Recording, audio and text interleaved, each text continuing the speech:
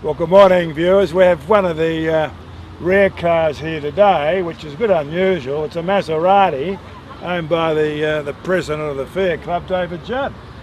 So what's this occasion? This is to do with the 100-year anniversary of Maserati, or just give it a bit of a run for the weekend? Oh no, it's probably a combination of both. I went for the president of the FIAT Club to bring a Maserati to the FIAT Day. It's got to be a special occasion.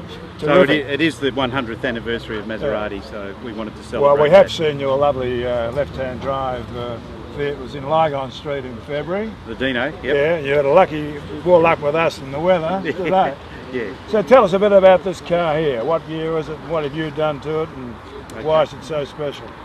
Well, I guess it's special in a way because there's not that many of them around anymore. No, they never actually built that many. It's a hand-built, aluminium-bodied touring body, known as the Superleggero, which meant super light.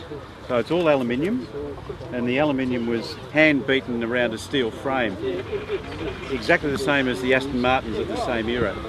3.5 litre straight six Maserati, developed from the Maserati 350, which was a racing Maserati.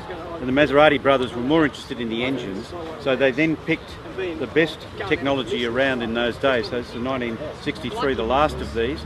The first of them was 1957. Right. They've got a Jaguar front end. They've got the Girling disc brakes, the best disc brakes of the era. A German ZF gearbox, a Salisbury rear end.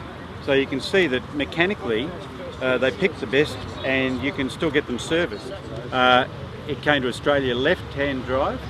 The previous owner bought the front half of a Vignale convertible, which must have been badly damaged. Took all of the proper componentry out of that, and transferred this properly to right-hand drive in Australia in the mid-80s. It's been fully restored in the mid-90s, and so now it's an older restoration. So how many of these would be in Australia, to your knowledge? Maybe 5 or 6. 5 or 6. Yeah, I don't really know, but about that. And what's the blue? I mean, it's a very unusual blue. It is a Maserati blue, but it's come off a later model car. I've got records of what it is, and it's probably in the mid-90s, one of the colours from that. So how often do you take that out for a spin? It's been sitting on blocks for 12 months because the wheels, I had to get the Baranis re-spoked, and unfortunately I've had it up on blocks for 12 months, so for the last 2 weeks I've been driving it a little bit, and I remember now why I like the car. It's a magnificent car to drive. Can you tell us off the record what's the highest speed you had of that? No. No. You're right. You leave the window down because the sound is just magnificent. That's a bit like an Alpha, isn't it? Yes, yeah. Oh, you're biased. I am, but I've got to pay you a bit of privilege because you're the boss. Well, viewers, I guess if you're a serious collector, this is what you do. Well, and I've been told you never ask serious collectors how many cars. Well, at least we know you've got 2. Yes. So I've probably got about 7 or 8. 7 or 8. Yeah. You're not quite sure whether there's. We haven't told the wife about the last one.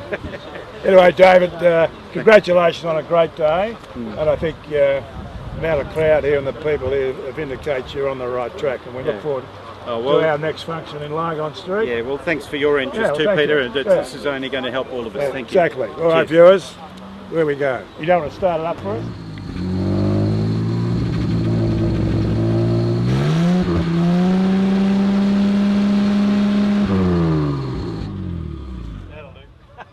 Probably used a gallon of petrol already.